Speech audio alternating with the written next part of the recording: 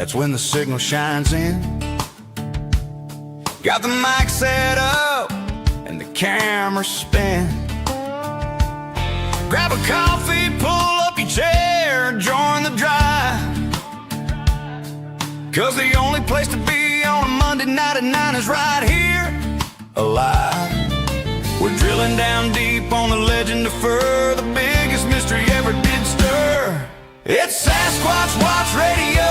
Tune into the same with Gary Kendrick hosting with King. He's heard the howls, he's caught the form's trace, a true seeker leading the chase. Something stirs out in the shadowy wood. Let's uncover it together, just like we should. The team is geared up, the map is laid clear. We bring expert voices where the facts appear. We feature top names on this digital plane, from Meldrum's big theories to Strange Rich Strain. With Lyle Blackburn and Scott Violet online, we chase the elusive one sighting at a time. It's Sasquatch Watch Radio. Tune into the screen with Gary Kendrick, host of the scene. He's heard the howls, he's seen the dark form, a true eyewitness leading the storm. Something is lurking out in the dark wood. Let's find it together, just like we should. We give you the legends, the truth laid raw, and a unique track for the tale of the law. So subscribe to the channel, heed the lead. We're planting knowledge, pulling up the weed. Yeah, Monday night, 9 Eastern, YouTube Live. Sasquatch Watch Radio, where the quest thrives.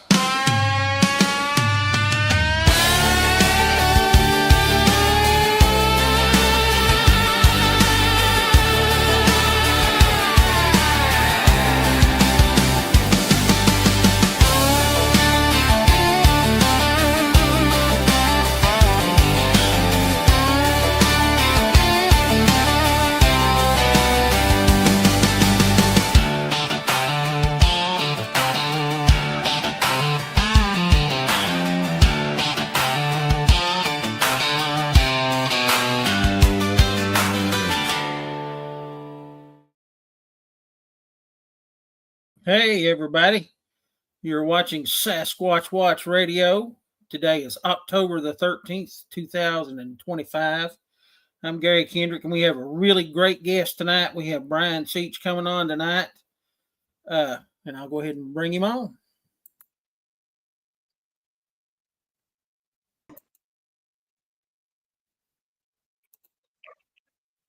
Hey Brian. How you doing, Gary? Thanks for having me on tonight.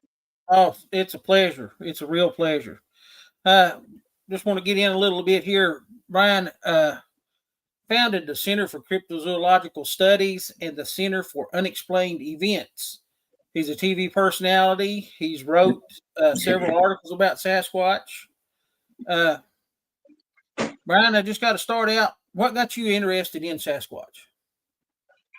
Well, basically, growing up as a child of the 70s, I was always interested in monsters and UFOs and things like that. And during the 70s UFOs were really, it was really the hot topic, and there was magazines and books, and I started buying them and, just watching all the shows like Legend of Boggy Creek and things like that, In Search of. And when I found out, like through the UFO magazines and stuff, that there was this large ape-like creature, even here in Pennsylvania, where we used to live. And I'm like, wow, growing up as a kid, it's like that's a real monster that could be in Pennsylvania. And I was hooked since. Yeah, that's excellent. I know I grew up in the 70s and 80s, and I can remember In Search of Leonard Nimoy. Yes. He had me hooked. Yep. The Boggy Creek film, and I've talked about this a million times, and for regular listeners, I'm sorry, you're gonna have to hear it again. The Boggy Creek movie, man, that thing, when that booger ran its arm through that window, it scared me to death. Exactly. That really did it. I mean, it's like, wow, these creatures could could also get aggressive, and it was scary for a little kid, to be sure. And it's really interesting. A lot of us, and I kind of hate to say this because we've lost some really important researchers here just this year, and Yes. we're all getting older, and you don't really see that many young people really getting into it. And that's one of the things that I try to do is I try to interest young people in it. That way we have some continuing research. That way, it just doesn't drop off. So that's always exactly. We work with a bunch of older researchers, Dr. Paul Johnson, Fred Saluga, Dan Hagman, all people who've been in the field for years. And we're all getting older. We're all walking a little slower. We don't get out as much as we used to. And it's exactly what you said.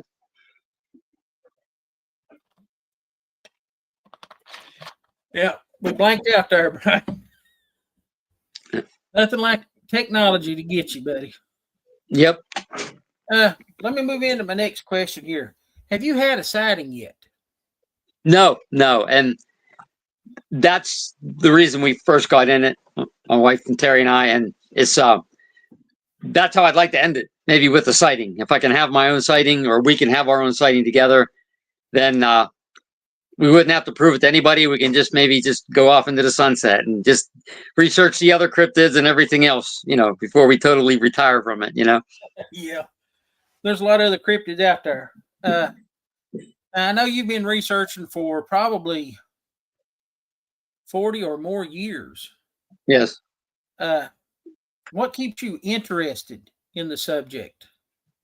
It's just when you talk to an eyewitness, especially whether it's on the phone, hopefully in person, you'd rather talk to them in person. We talk to a lot of eyewitnesses by the phone because they're in other states or other parts of the state. And when you hear what they say, when you hear the tone of their voice or what they say, it's like, I can't believe we saw this. This can't be out there, but I saw it. And then, you go out and try to research it yourself. That's it's the thrill, the mystery of possibly, it's sometimes, as a researcher, you're like, hey, this is so unfair. Most of the researchers out there haven't seen anything or have seen very little, but somebody driving down the road in the middle of the night, this thing crosses their path. It's almost like, it's not fair. You know what I mean? You put all this time and effort, and you do the night ops, you do the camp outs and blah, blah, blah. And, you don't see anything. So it's kind of, you want to see something. You want to validate, even just for yourself, because unless I would accidentally hit one and throw it on my roof like Harry and the Hendersons, I'm never going to prove it to anybody. I'm not. And, the older you get, you come to that realization, but you always hope, hey, just a glimpse, guys, ask the universe, just a glimpse. We've heard some strange noises in the woods. We've heard the Ohio howl down at Beaver Creek, the exact Ohio howl that's on the online. But we've never seen anything. So that's the goal, is to see something. Yeah, I mean, and I'm gonna tell you, I've had a sighting. Oh, have you? Yeah, it was really close too. I stood at the bumper of my vehicle. I had a Jeep Wrangler, Oh, wow. so I was about 3 feet from it. And once you see that, I'm telling you, it's horrible because you're like hooked. You can't get away from it. Mm-hmm. So, actually, I have a section in my closet with nothing but Bigfoot shirts. So.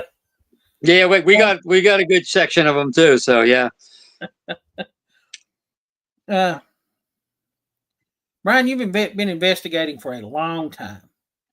Mm-hmm. You think that research is better now, or is it worse now, and why?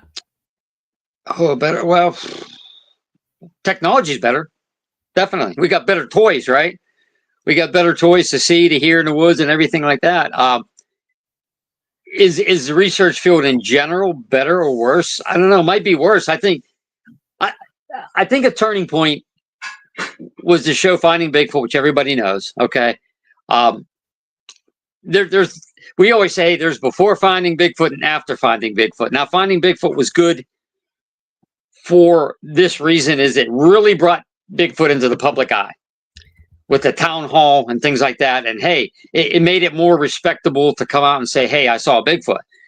The opposite of that, I think, is anybody goes out there and just bangs on a tree and thinks there's a Bigfoot every area. They're going to answer you. It's like, I still think they're very rare. I don't think like they're out all over the place. I think there's a limited number, and I don't think that, you just beat on a tree and every single time something's going to answer you, or you can do all your yells and whoops and you're going to get a response. And a lot of people, they're in it for a short period of time. Then if they don't get any results, they're gone. They just quit, or they go, maybe they'll, they'll be on TV or they'll do something for a while and then they'll just leave. We've seen so many people come and go. And, and I'm sure you have too. And I know Billy has, and, it's the passion and the mystery. It's the mystery of seeing things. And especially when you talk to people and they've had an encounter, you can see it in their face. You can see it in their eyes. You can see it, they'll get goosebumps, some of them. And it's like, they're not lying. I don't believe they're lying. The ones that we've talked to. Okay. Now there's always people that they misidentify or their stories are kind of, half-hearted. And you're like, well, I don't really know if I believe this, or, maybe it's just a misidentification. I don't think a lot of people are out there lying. I really don't. I think there are some, but I don't think that there's as many hoaxers and liars as what maybe some people think. Mm-hmm. I think maybe more misidentifying what they see or wanting. There's a lot of groups that they'll go out now and they'll go out and with these big campouts and something happens every single time. I mean, you kind of find that. You kind of like, really? I mean, every time you go to a certain spot, there's something there with 30, 40, 50 people. I don't know. I question some of that. Maybe I'm wrong. I don't know. Yeah, 90% I think of Sasquatch research is you and some of the people that you research with sitting in chairs out in the middle of the forest doing absolutely nothing. Just sitting there enjoying the, you being out there is it's nice at night. And it's also, hey, you hear some things, you hear some animals, the woods is pretty, it's a beautiful place in the day and stuff. You go out at night and sometimes your mind wonders and it's like, hey, there could be something like 50 feet from me and I can't even see it, and, what do they always say? It's like, everybody's brave until the sun goes down, Yeah. Yeah. Everybody wants to do cowboy stuff until it's time to do cowboy stuff. Exactly. And I think that quite a bit. Yeah. Yep. This is a really weird question. And I try to ask all the guests this just to try to get into their headspace and see what, they're thinking. The question is animal, mineral, or vegetable? And I'll explain it. Animal, do you believe that Bigfoot is a living, breathing animal? Mineral, do you believe that Bigfoot might be extraterrestrial or interdimensional? Or vegetable, do you think it's spiritual? Or do you think it may be a combination of any of those? Well, if people have asked me that, I always get asked that. And I kind of say that I'm right on that fence. One leg on each side of that fence. And is it too simple to just say it's a giant ape in the woods? I've always said day one, there is a missing piece in the Bigfoot puzzle. I call it a puzzle, the enigma, whatever you want to call it. If it was truly, part of me said, if it was truly a giant ape or something, we should have more proof. I mean, yeah, you do get, you find some prints once in a while, tree structures I'm unsure of, we note them, we take pictures of them. Prints are about the best thing you could get. Maybe you get a hair sample. We've never had that happen. But then you have to get it analyzed to see what it is. And then your sounds, we've been fooled by sounds in the woods too when we first started. But now if you ask me what I want it to be, I want it to be an animal. I don't want it to be a interdimensional creature that can, go in and out, or I don't want it to be an extraterrestrial that can possibly beam up. It would be so simple if that was the case. If it was just a creature out there, and maybe that the truth lies in between. I always say with a lot of the paranormal and a lot of the cryptids and everything we do, there's a gray area, and I think a lot of this stuff goes into that gray area. Not quite one thing, but maybe several things together. Yeah. You know, it's kind of like a gray area type thing. I'm less worried about what it is than about just doing the research, and I think everybody should be too. The majority of quote unquote, you know, either cryptozoologists or Bigfoot researchers think it's an ape. Okay, you don't want to bring UFOs into it, and we research everything, and I think I've told you that. We've done paranormal research, UFO. We were in MUFON, my wife and I, for years. We research portals, frequencies. We research pretty much everything and anything under the paranormal umbrella. And maybe all this stuff is one big phenomenon. Takes pieces out of everything. I mean, the easiest thing, like I said, is it for it to be an animal. And wow, I'm not smart enough to give you 100% answer. I'm not. Yeah, well, and that's something I always say too on the show too, is we don't have one down in the barn tied up that we go down and check out every day. So, yep.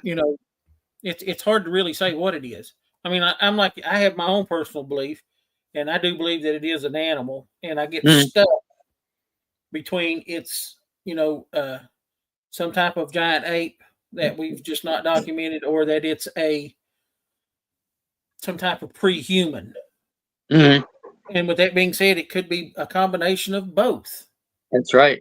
So, and I think that's the common note in just about everybody that you talk to's Bigfoot research is you think you've got something figured out. And when you think you've got it figured out, here comes 40 more questions. Exactly. And probably because, like myself and even my wife, we kind of came in through the UFO field, and reading all the UFO, watching the movies and the documentaries, and like in the 70s, there was they talked a lot about the UFO Bigfoot connection in the 70s. A lot of these articles are UFOs and Bigfoot tied together, things like that. And we have probably like 12 or 13 bins of magazines up there, and there's a lot of stuff in there. At the time in the 70s, it linked both of them together. In Pennsylvania, there was a huge UFO Bigfoot wave in 73. And I'm sure you've heard that story over and over and over again. But it happened. Believe what you want to believe. But it happened. Yeah, you said 73. I'm pretty sure Yes. I've read about that. Oh, yeah. There was 5 or 6 different instances where they either saw a Sasquatch and then a UFO, or a UFO and then Sasquatch. Well, there was, longtime researcher Stan Gordon. I don't know if you've had Stan on your show or not. I don't think he documented, I think it was 100 or 110 Bigfoot sightings, but some were probably a lot more than 5 were accompanied either before or after UFO. Even one famous case in Uniontown of 2 creatures coming from a UFO. Mm-hmm. So, you don't hear as much about that today, but there are still people that now see today. It's kind of weird. We have a project, an ongoing project that's going very slowly. We call it LAE, which is Light Anomaly Exploration, and we're trying to research the orb. We call it the light sphere phenomena. Some people call them orbs. Yep. Some people call them UAPs. More people are seeing and talking about these orbs or these light spheres in conjunction with Bigfoot sightings. Whereas before, maybe it was a UFO or a saucer. Now you're hearing more orb sightings. Is there a connection? I can't say that, but we know that there's a decent amount of people talking about, hey, we were in an area that has had historical Bigfoot research. We heard something big walking through the woods. And all of a sudden, we see these white, yellow, or green lights, whatever color, red lights, floating through the trees. Then we heard a Bigfoot scream, or vice versa. After these orbs came, then they heard something come, big walking. So is it just 2 phenomena merging, or is it part of the same phenomena, or is the one phenomena watching the other? I don't know. I just don't know. And I'm going to tell you what, I've had experiences with the lights. It's back here that I've always heard them called spook lights. Yes. And I have tried for over 13 years to come up with a logical explanation as to what might cause those lights. And I have failed every time. Mm-hmm. And my latest theory was that the place where we was at has a lot of quartz, and it's just laying around. and Yeah. quartz will hold an electrical charge. And Yeah. if you bang two pieces of quartz together, you'll get a really brilliant flash. But And it's you'll not see hot a spark. Yeah. Yeah, you'll It's see not a spark, hot enough. definitely. Yeah, it's not hot enough to start a fire, but you get a really bright flash. Yes. And I Yes. thought maybe, you know, these lights that we saw might have been microscopic particles of quartz that Mhm. were being banged around in the wind and discharging that little bit of electricity and causing that light. Mhm. But we saw those lights a lot of times when there was no wind. Mhm. So I still have and the funny thing about them too, Brian, is I don't know if you've had any experience with them or not. Oh, But yeah, what I we've saw, seen it. Yeah. they were lights, but they didn't emit light. It wasn't Yes, like exactly. you couldn't see the ground under them. They didn't Yep. put off light. It was just light. And I had a guest say ball lightning. And George, I'll tell you, I've seen ball lightning on a couple of occasions. Mhm. And it acted absolutely nothing like ball lightning. Yeah. Yeah. I actually had Yeah. the experience. I watched one form run on the Mhm. ground in front of me. Oh, wow, that was cool. Yeah. Yeah, that was definitely weird. It was definitely Yeah, weird. we received a report from a guy we know up in Venango County when he was younger, and him and his friend. It was at night. Him and his friend were along the. I think it was a Clarion River up there. I believe that's Clarion. Don't. I'm not 100% sure if it was Clarion, but so they see this light sphere. We call it a light sphere, and he said it was going over the water, and he said this light sphere did not reflect in the water. If it was a light, it would have reflected in the water. It did not. It was going along the river, just like it was almost like searching for something, and it did not reflect in the water. Which he said that was really weird itself. And he said it was almost like it was floating, looking for something. Sometimes they say these things almost like they're sentient, like they're an energy being, or there's some kind of a being. They're looking for something. They move in a way like they're searching. It's sometimes they say they can change your density, go into the ground, come up out of the ground. Well, So it's funny that you said that, because in this one area, like I said, where I saw the one started, it started on the ground. okay. Just like there was nothing there, and then all of a sudden there was a little light shining, Mm-hmm. and then it got bigger and bigger and bigger, and it floated up. And by the time it started floating up, I got up, and the guy says, "What is that?" And I said, "I don't know what it is." He said, "What are we going to do?" And I said, "I don't know about you, but I'm out of here." Yeah. But, Yep. the lights is definitely. I mean, it's. Is it Chestnut Ridge? I think has. Yeah. The Yeah. They call Earth PA. Yeah, they call it the PA Twilight Zone. Yeah. But we had two researchers at that same property that there was a light and it was red, and it actually followed them Mm-hmm. through the woods. If they made a right hand turn, it made a right hand turn. Mm-hmm. They made a U turn, it made a U turn. So it's Yeah. really weird. And I still have no explanation for it.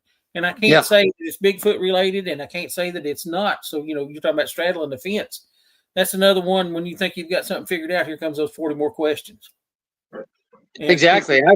I think it's until they put one on a slab, which I don't want to see one killed. Don't get me wrong. Don't mistake that.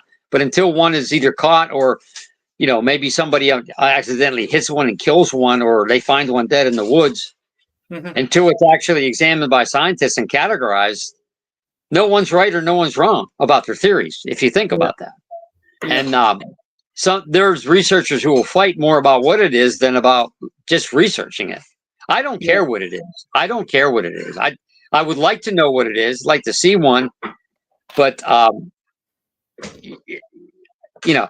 doubt that we'll have any answers in my lifetime anyway. Yeah, well, that's actually, you killed two of the questions that I had for tonight. Oh, okay. But yeah, I'm in my 50s. I'll be 56 in December, and Okay. I don't think that in my lifetime it will be resolved. No. I think there's too many questions, and that's the thing. We all have theories. Okay, nobody really has,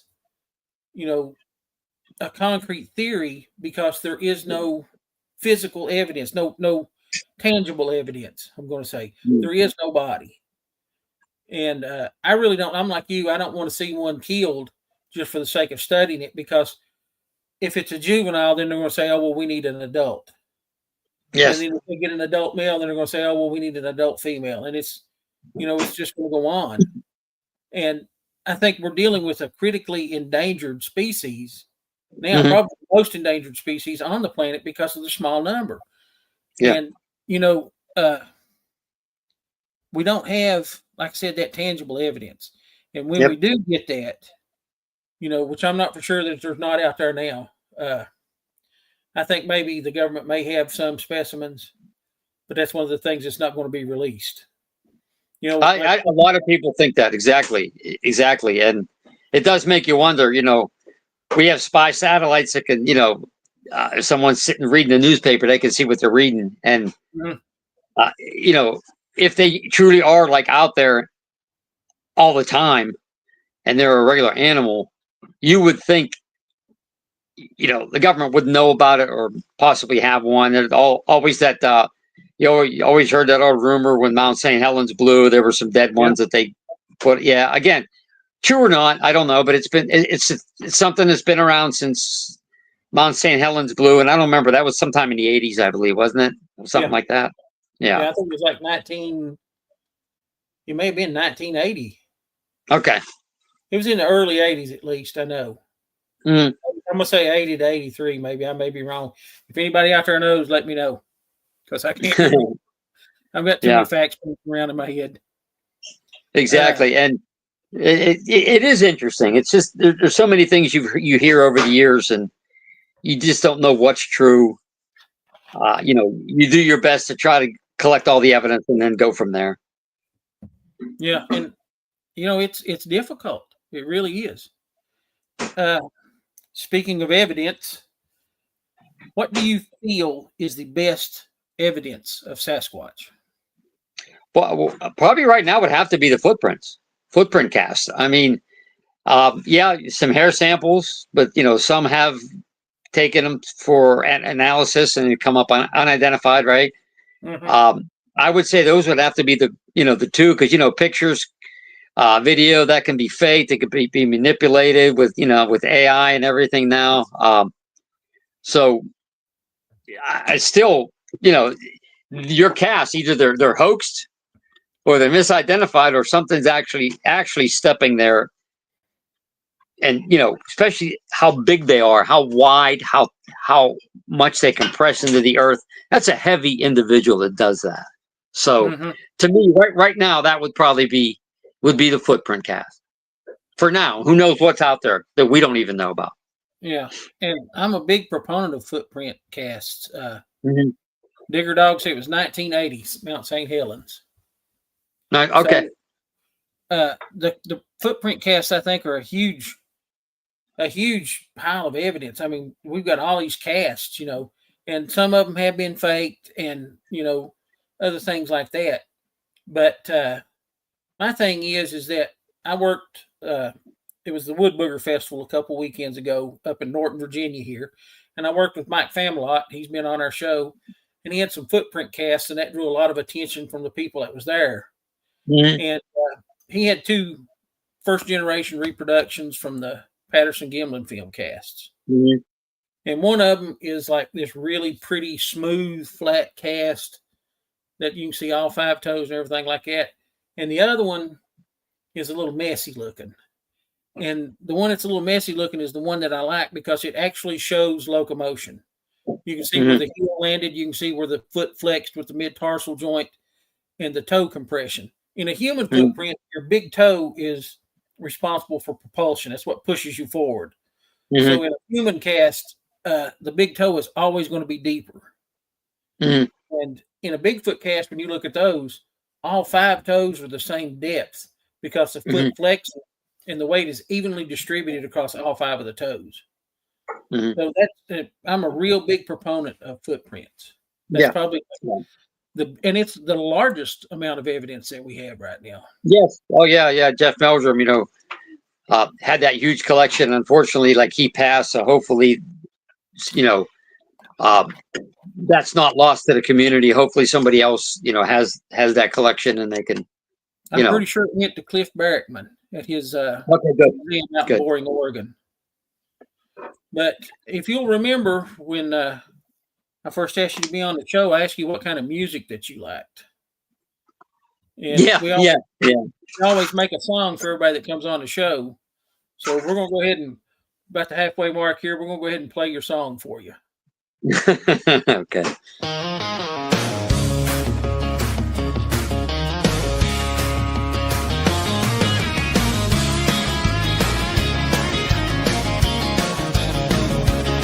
From the Rust Belt hollows of the tri-state land, where the woods are deep and the truth is unplanned, Brian took his passion that started back when he saw the big shadows that defied all men. He's a man of conviction, a seeker of proof, pouring through evidence beneath every roof.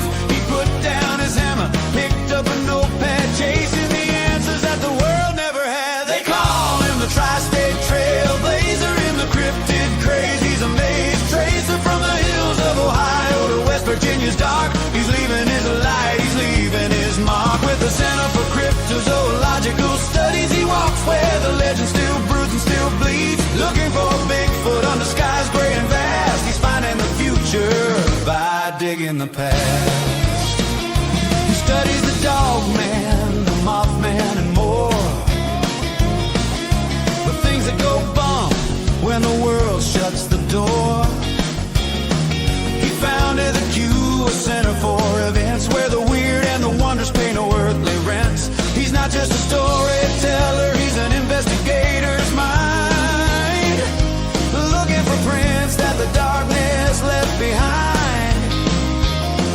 From the screen of a TV to a classroom lecture hall, he works to give voice to the mystery of all. They call him the tri-state trailblazer in the cryptid craze. He's a maze tracer from the hills of Ohio to West Virginia's dark. He's leaving his light, he's leaving his mark. With the Center for Cryptozoological Studies, he walks where the legend still broods and still bleeds, looking for Sasquatch under skies gray and vast. He's finding the future by digging the past.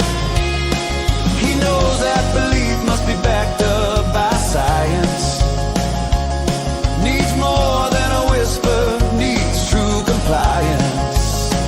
He seeks the hard data, the specimen real, the ultimate proof that the mountains conceal. He's out in the brush when the midnight is deep, while the rest of the world is safely asleep. But they call him the tri-state trailblazer in the cryptid craze. He's a maze tracer from the hills of Ohio to West Virginia's dark. He's leaving his light, he's leaving his mark. With the Center for Cryptozoological Studies, he walks where the legend still broods and still bleeds, looking for Bigfoot under skies gray and vast. He's finding the future by digging the past. Yeah, finding the future by digging the past. That's Brian Seech, out in the woods.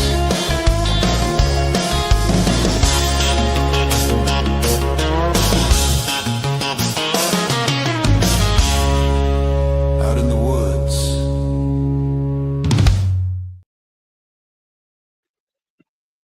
Hey, that was all right there. That was good.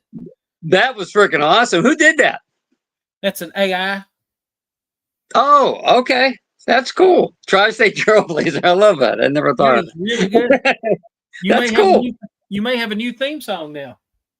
There we go. That's cool. That's cool. Going into my next question here, and we've got some from the audience I'd like to get into also. If I can get this thing to work here, Lord have mercy. What do you feel is the hardest part of Sasquatch research? Down here in West Virginia, going up and down the hills. It truly is the mountain state for it's called the mountain state for that. It's and trying to find prints is the hardest thing, I think. This year we've had a drought. You probably know we've had a pretty bad drought in West Virginia, and in other places too, and it's been really tough to find, you know, any prints, and just the soil conditions around here aren't conducive to it. Now, you have to kind of, you know, look for places where there's mud or by lakes or streams and things like that. And that's where we try to concentrate. You know, we've never found, well, with another organization, it was in November, like November 2nd or 3rd. I forget the year. It might have been 2003. We were up on the Chestnut Ridge and walking this fire tower trail, and there was leaves and stuff all over, you know, and we're walking down, and I'm like, this kind of looks like a print, but there were some leaves in it. So I went down and I started picking out the leaves, and it looked like a print. It was like, I think 14 inches. And the gentleman there, his name was Denny Callisti, he casted it. And as he was casting it, not far away, it looked like there was a really small one, about half that size, about 7 inches. And he casted that too. So we've actually never casted anything that we could say might have been Bigfoot. Now, we have some nice casts in our collection from other researchers. We have a really nice 4-toed print from Dr. Paul Johnson's group in '74 in Allegheny County.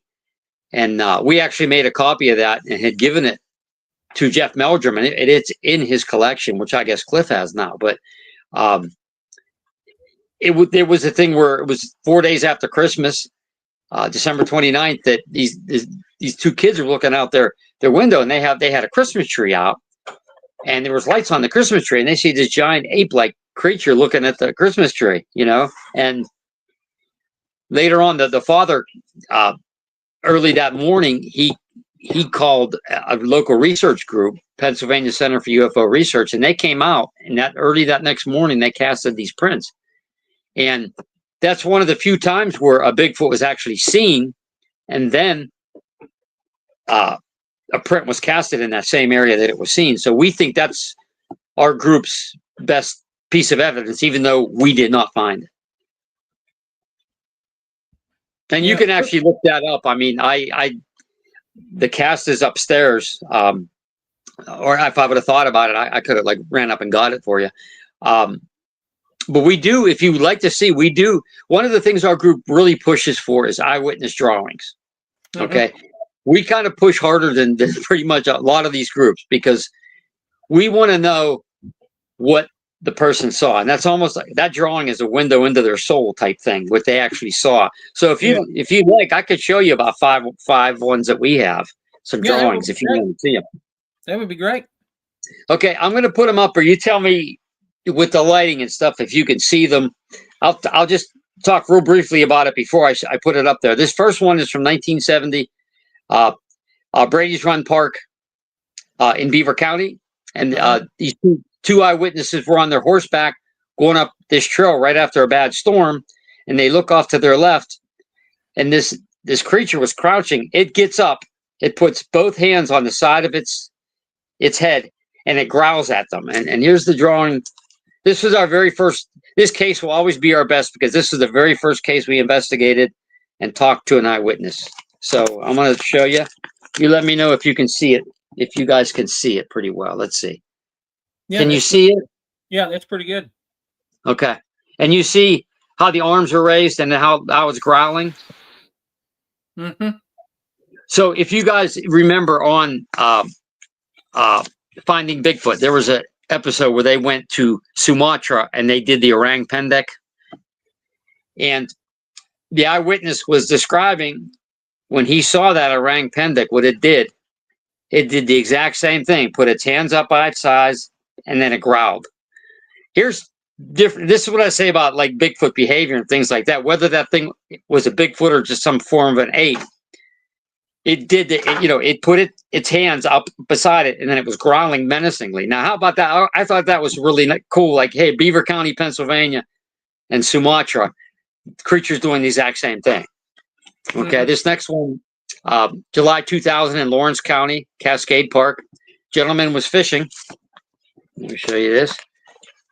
On a creek in Cascade Park. Can you see that one? Yeah. Okay, and this was a white creature. Okay, a 4 foot tall white creature. he's paying attention. He's fishing, but right across the creek, he sees this creature staring at him. Okay, it had I believe it had yellow eyes, but it was only 4.5 foot tall. And he said he knew this thing was real. The wind, when the wind was blowing, the fur was actually blowing with the wind. And he said they locked. He might have seen it for maybe 20 seconds, 20. He said it seemed like an eternity. It just started slowly backing away, and it just disappeared into the woods. Okay, here's another one here. This one's from Buzzard Swamp, Elk County. This is a very typical sighting here, where a person is driving down the road and they just see one of these creatures standing on the side of the road in a place called Buzzard Swamp. And actually, we were Terry and I were at a archery shoot in Beaver County, and somebody else came up and said, yeah, my friend had a sighting there, right there in Buzzard Swamp. So we thought that was pretty cool. That's the fun thing, is when you kind of put pieces together, like like a detective or whatever. This thing was seen here. Hey, another thing was seen there too. So that gives more credence to it, I always believe. Mm-hmm. I think I got 4 more. I'll go through them real quick.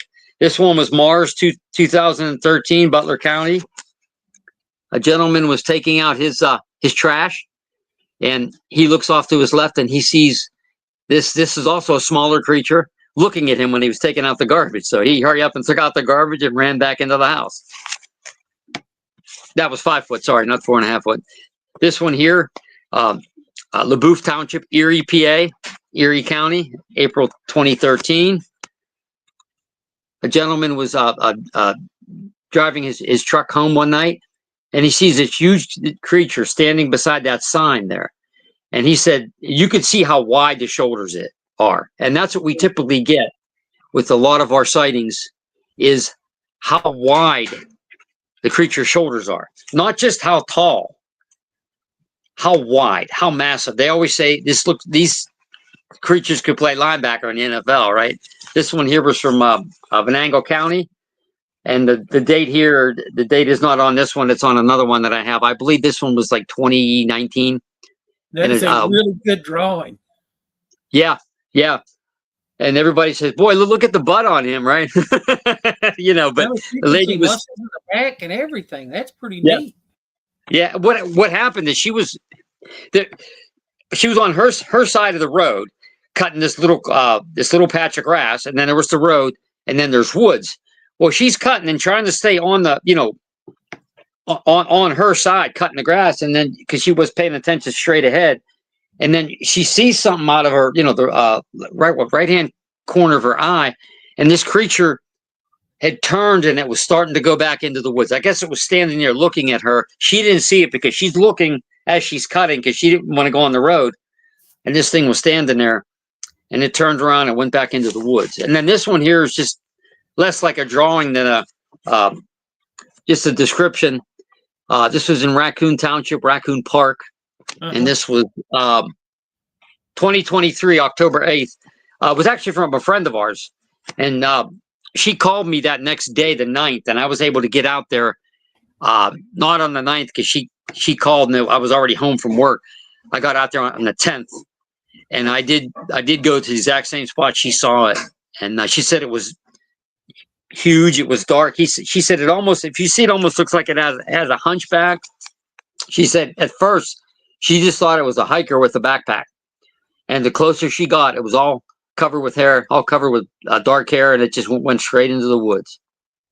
So, and in that actual campground where she saw this, we had gotten a report like 13 years before that one of these creatures was sighted in the back of that campground. So again, there's more backup evidence, even though it was like 10 or 12 years apart. And that's important, And that's all. I just wanted to show you those. But in that last drawing, that had two of the main things. Like if I watch a video, two of the things that I look for in the locomotion of Sasquatch, and it kind of was based off my own encounter, is that when Sasquatch moves, most of the time you hear that it was bent forward. Yeah. And its knees were bent. So it's leaning forward, bent knee gait. And that drawing had all of that. Yep. I'll show it again for the people. Take a look at it again. Yeah. and you could see. Let me see if you can see the legs. Can you see the legs now better? Yep. Okay. That bent knee, and it's Yep. kind of scooped forward. That is one of the main things that I look for. Yeah, and that's what's important. Yeah, to get these drawings. People, we don't have a ton of drawings, but we have drawings of like Dogman, winged entity creatures like Mothman, things like that. And I don't know if I was going to ask you about this. We lately been receiving more reports of, we call them, we don't actually know exactly what to call them, but we call them shimmering predator type entities, only because we only call it predator because you see the outline of something big, but you see right through it, and you see the woods right through it. You'll see, or wherever it is, like the one gentleman we just received a report. It's an older report, but he goes to work every day early. So he's coming down off his steps, and he has right in front of his garage, he has 2 light sensors, motion sensors. They only go on when there's motion. Boom, they go on. He sees outline of what looks like a head and shoulders, really wide shoulders, and almost like he described it as like a multicolor aura around it. So this creature, or whatever it is, I'm just going to call it a creature because I don't know. It sees the gentleman. It turns to its side. That's when he saw the full outline of it. It was big, arms down to its legs. He said it took off, and it was probably about maybe 25, 30 feet in front of him. It took off from the garage to the wood line. And he said it took only 3 or 4 seconds, and he said it's about 85 yards. He said it moved way. I says, could it have been a guy in a transparent suit? He said, no. There's no way a human could have covered that distance because he heard it crashing into the woods and walking through the woods. But of course, he didn't see it by then. But again, what are these? We just call them shimmering predator type, only because people know the movie Predator with Arnold Schwarzenegger, and they remember that. I remember the creature's outline. You saw right through it. There's some other people starting to send me reports of these things too. I don't know if they're extraterrestrial, some kind of a cloaked being, a cloaked creature. Again, I'm not saying. I even asked this guy. I said, "You think I could have been a Bigfoot?" He says, although the arms were long, he didn't get the impression that it was a Bigfoot. The head was more rounded. Because I asked him if it kind of looked like a conical head. And remember, you're only going to see the outline anyway. And he goes, might not have been a Bigfoot, but he doesn't know what it is. And we've been lately kind of starting to push that, and some people are coming back to us with some more reports of this. And even in Pennsylvania, we got 3 in PA so far. And there was one in Ohio from David Pilates, 411 Hunters. If you've ever read that book, do you remember that book? Mm-hmm. So you go look towards the back where the archery hunter is close to the school. She's archery hunting, and she sees that form in the tree across from her. She took a picture of it, and you can see, you really can't see much. It almost just looks like kind of like waves. So if you have the book, take a look at it. It's towards the back of the book. That was on a TV show too, and I can't remember which one it was. Yeah, it was on David Pilates. Was it Monster Quest? I don't know if it was Monster Quest, but it was on, I think, one of the UFO or thing, like, something like that. It was on one of the ones he did, but yeah, it was on there. So what are they? I mean, we're starting to actually, last like year and a half, 2 years, we're actually starting to talk about it and get the word out about it, because we always say we like to take those offbeat reports, okay? The winged entity, the Dogman, because everybody takes Bigfoot reports, and our group takes all the reports. That's how we kind of differ from a lot of them. I mean, I actually like when we get the stranger reports more than the Bigfoot reports, because everybody gets a Bigfoot reports. Not many get the other reports that we get, and that's we're kind of moving more in that direction and less away from Bigfoot, if you think about it. So yeah, it's weird that you mentioned that. I had a guy when I worked the Wood Booger Festival a couple of weeks ago. He gave me a book, and I haven't read it yet, but he wrote it, and I think he may have even self-published it. But his theory that he wrote up in this book, and he calls it the shimmer, which is the same thing we're talking about. Yeah. And he said that it takes on the form, or maybe even wears the skin of Bigfoot, Mothman, Dogman, Lizard Man. And he said they're all related. It's all this one being that's doing it. And like I said, I haven't read the book yet. But I'd like to read that book. That'd be a cool book to read. Again, John Keel, he did the Mothman prophecies, obviously. And he talked about the ultra terrestrials, which never quite, don't know if it was a race or an energy thing, but it kind of would take on the form of what you were thinking about or present itself. One person, the Mothman, another person, Bigfoot or Men in Black. It kind of like some kind of an energy form, like in India they call them tulpas, thought forms. Mm-hmm. So again, are some of these things those? So there's a lot of things out there that we just don't know about. And like somebody had said, I listened to a talk from someone, and I'm not going to mention the name, but giving a talk about Mothman, and he said, well, the wings just couldn't support this creature from our known anatomy, and I'm like, what if this being is from another dimension and their anatomy's different, or they can do different things? And yeah, maybe not from our anatomy or what we know of anatomy. Mm-hmm. Who's to say? And I'm not saying that they are. Who's to say it's not from another dimension and their strengths or what they can do are different? Again, I'm not saying, but I'm also presenting that other side. What if it is an interdimensional being and it could do that? Mm-hmm. Have wings and support? I don't know. Just throw it out there. I was thinking about that. We have a thing here in my county, and if you study the Mothman, I'm sure you've heard of Chief Cornstalks. Oh yeah. And Chief Cornstalks actually carved his mark on a rock here in my county. Oh, really? That's neat. I didn't know that. Yeah. And, they say that the spirit of Chief Cornstalks, who was a Shawnee Indian war chief, is the Mothman.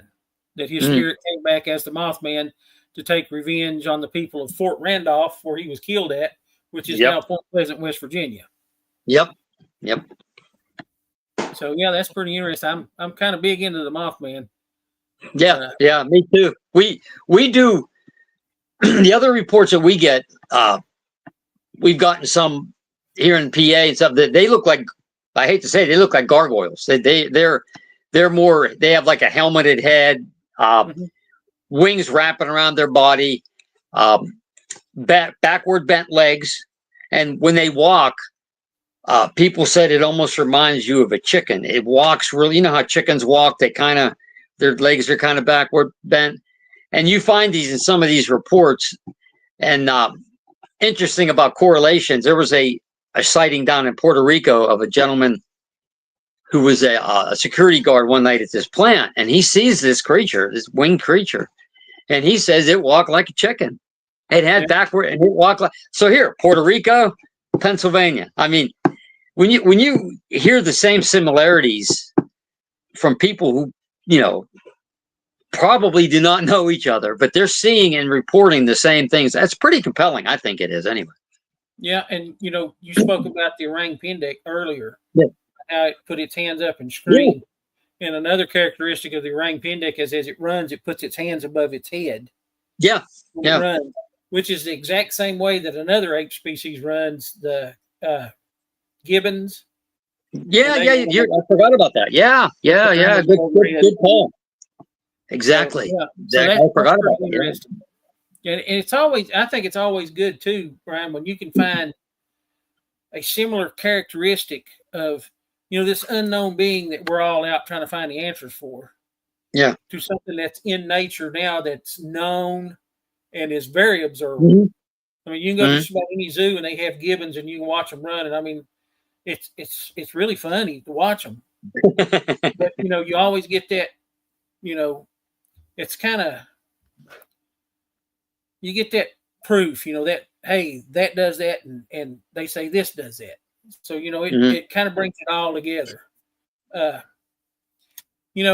And there's so many different things out there. I have my own beliefs in what I believe Bigfoot is. And I'll just be honest with you. I believe, like I said, it's an animal. Mm-hmm. And that's my own personal belief. But with that being said, too, I don't really know.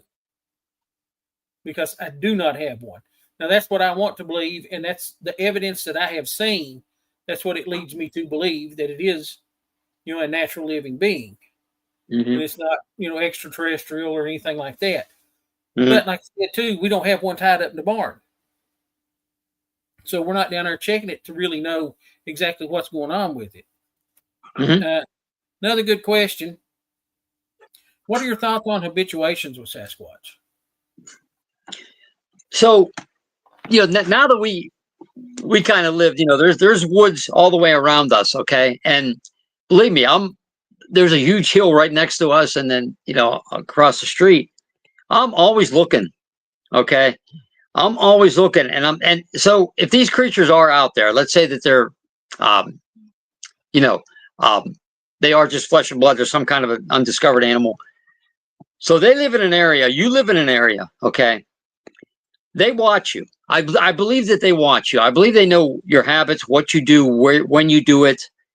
And if they get comfortable enough, I do believe that they would come in closer. And so there are some people who try to feed them and who try, leave them things and things like that. And some people say it's a horrible idea because you stop feeding them, they'll bang on the house and things like that. And good points either way. But I think if you're in an area long enough and these creatures are out there, I think it could happen. I do think it could happen. Now, does it happen all the time? I think these creatures would really have to be comfortable and feel that you're no threat to them. Mm-hmm. And like I heard this story, so I think it was in Ohio or something, where there was an older couple and they would leave something out for them. And the, what do you call it? The guy died. The older guy died and the lady was still alive. Mm-hmm. And she would start to notice there was pine cones, there was things left on her porch and on her window sill and stuff. It was almost like this creature was, hey, I'm going to watch over you, because it had gotten so used to these people. They weren't a threat. They were old. They tried to do some things for them. I don't think they actually saw it much. Don't get me wrong, because this is an older story. And, I'd heard that a story like that out west where the same thing happened. I guess the guy died and the creature would start to leave like branches and things. It was almost like, here, I don't know what to do, but here's something to help you. So I do think it can happen. I really do. Is it totally common? I guess it depends on how long the people live there. If these creatures feel they're not threatening, I think they can sense when people are threatening, or do you know what I mean? And so, yeah, I think it can happen. Does it happen a lot? I'm not sure about that, but I think it can happen. Yeah. Do I advocate feeding them? I'm like, idea if you're just trying to feed them, because again, I've heard, hey, you stop feeding them, they're going to get pissed and start banging on the house and stuff. But well, more than that, my thing about feeding and habituation experiment. My thing about feeding them is it's just like, and I'm going to use the black bear. Okay, if you habituate a black bear to this feeding site, it's going to come to that feeding site every day. Yeah, because it's a guarantee there's going to be food there. Yeah. And when you stop the feeding part of it, then that bear is accustomed to that food always being there. So you've actually hurt it in the long run because it may not have prepared enough for the wind or whatever. So now the food that it was expecting is not there. And, too, they say there's a lot of aggression that goes along when you stop feeding them. And I don't really know because I've never experienced anything like that. But, my thing about it is if these people are habituating them and getting these really close encounters with it, I wish somebody would, get some good photos, get some good DNA evidence, do some detailed drawings or something, just give an idea of what you're dealing with. You don't have to tell. And see, that's the thing too. When it comes to research, I'm an open guy. I'll tell you what I'm thinking. I'll tell you what I'm trying and things like that. And people try to keep their things really close. in this Mhm. community. I don't want to let it out because then everybody else will do it. Yeah. Okay, what's the difference if everybody else tries it? Because the end goal is to prove the existence of this animal. Yeah. Or this being. And if you're keeping it close to the cuff, you may be actually hindering somebody from getting that critical evidence that we need. So, I think it's always, and habituation sites can be dangerous. Yeah. Just like with a bear, they can be dangerous.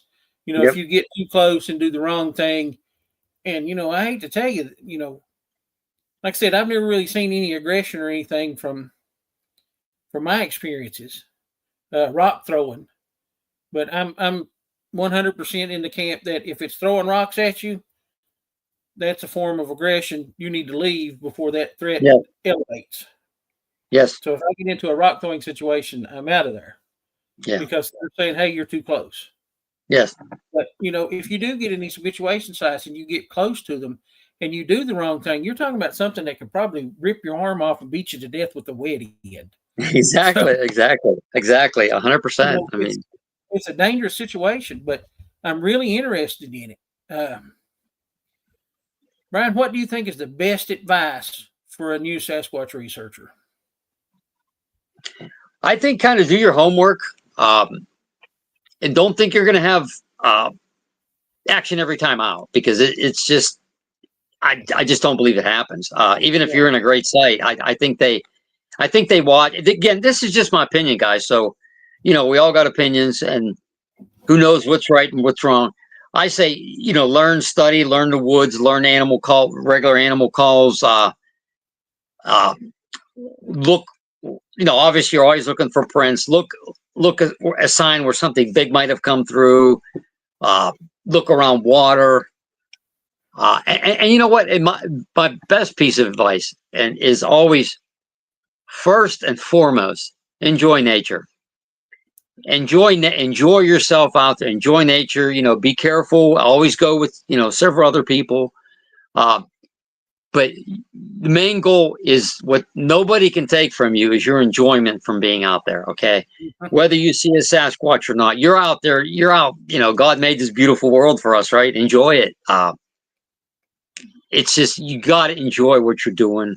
That's the main thing. And then if by some chance you happen to find something, documented, cast it, pictures, go back, try to tie it in with other sightings in the area, try to talk to people, locals, try to find out if there's been activity. Read, do a lot of reading, a lot of watching these documentaries and things like that.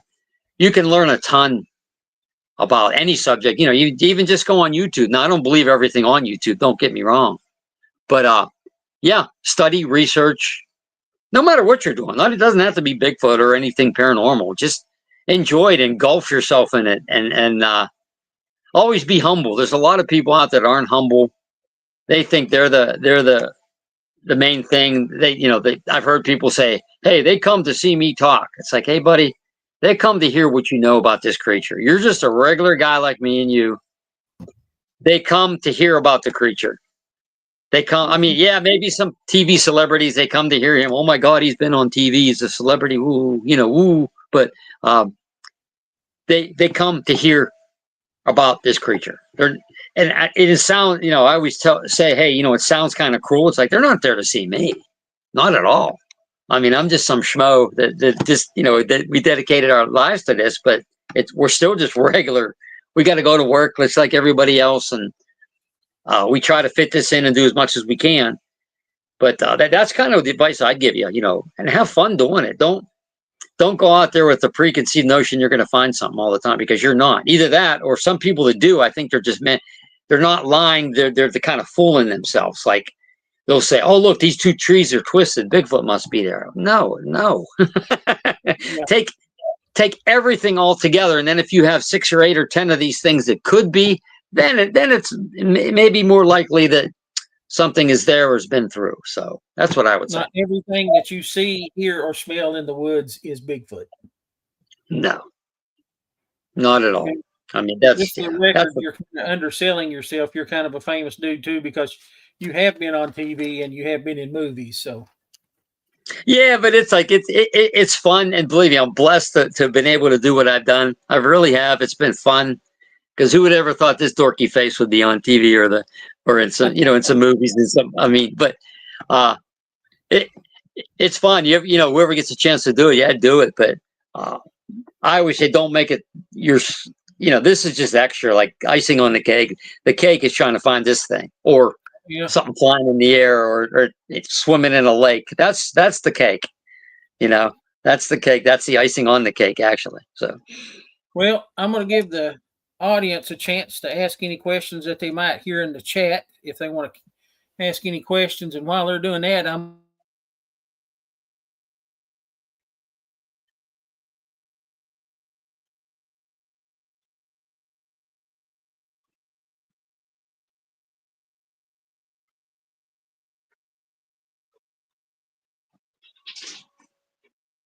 oh, he froze up.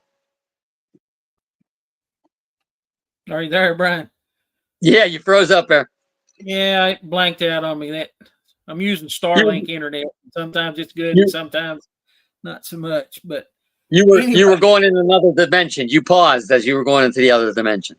But anyway, I'm gonna give the audience a chance. If you've got any questions, put them up in the chat, and we'll try to get Brian to answer them. And while they're doing that, Brian, I'm gonna give you the opportunity. Anything that you'd want to plug, any of your websites or anything that you're doing or whatever, just go ahead and put it out there so people can know what you're at, where you're at, and what you're into.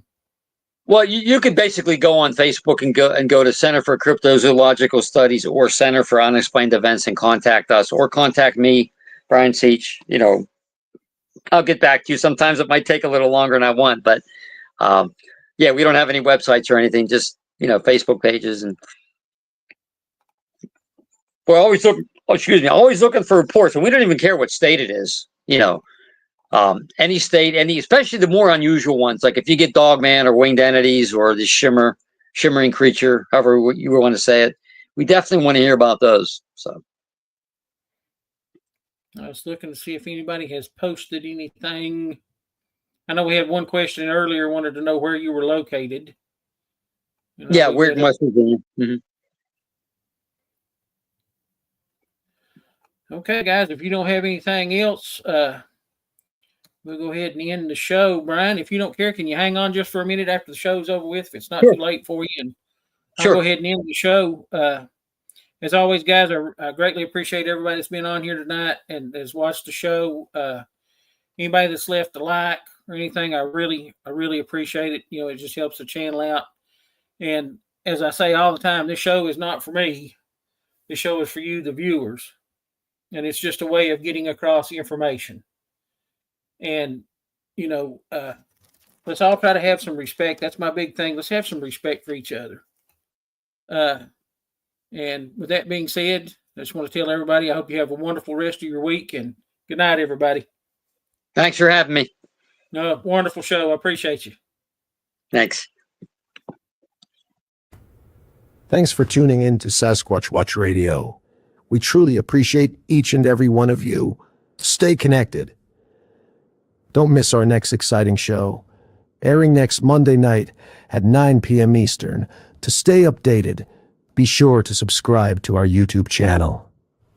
We'd also love for you to join our Facebook page at facebook.com/Sasquatch Watch Radio and check out our website at squatchradio.com. Share your stories and feedback.